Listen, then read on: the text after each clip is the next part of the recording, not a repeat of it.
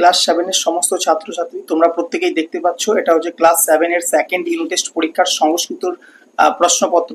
তো তোমাদের এইবারে পরীক্ষাটি হচ্ছে 50 নম্বরের, ঠিক আছে, এবং সম্পূর্ণ 50 নম্বরে কেমন ধরনের প্রশ্নের প্যাটার্ন রয়েছে, কি কি প্রশ্ন আসছে তা তোমরা এই ভিডিওতে দেখে নাও।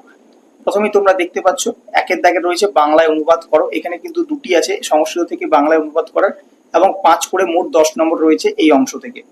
দুইয়ের দাগে রয়েছে সংস্কৃত ভাষায় উত্তর দাও, ঠিক আছে, এই যে দুটো দিয়েছে এখানে তোমাদেরকে দুটোই করতে হবে, এবং এক্ষেত্রে 3 নম্বর করে মোট 6 নম্বর রয়েছে।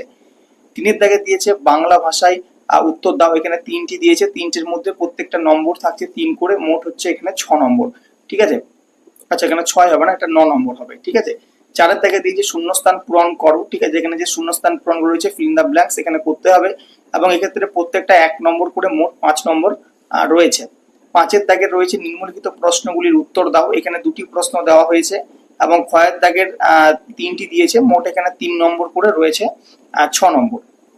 আচ্ছা, 6-এর দাগে দিয়েছে ধাতু রূপ লেখো, তো এক্ষেত্রে দিয়ে দিয়েছে 3টি দিয়েছে, তো তোমাকে 3টে করতে হবে, 2 নম্বর করে রয়েছে, এক্ষেত্রে মোট 3টেতে রয়েছে 6 নম্বর, ঠিক আছে।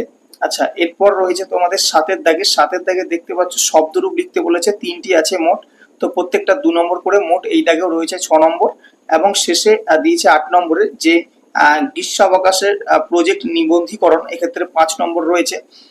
তো মোট এই হচ্ছে তোমাদের 50 নম্বরের প্রশ্নের প্যাটার্ন। তো তোমাদের যদি ভিডিওটি ভালো লেগে থাকে অবশ্যই কিন্তু শেয়ার করবে, এবং আমাদের চ্যানেলে নতুন হলে চ্যানেলটিকে সাবস্ক্রাইব করতে একেবারেই ভুলবে না। যারা 2026-এ পরীক্ষাটি দেবে, সেকেন্ড ইউনিট টেস্ট পরীক্ষা ক্লাস 7-এ, তাদের জন্য কিন্তু এই ভিডিওটি ভীষণ গুরুত্বপূর্ণ।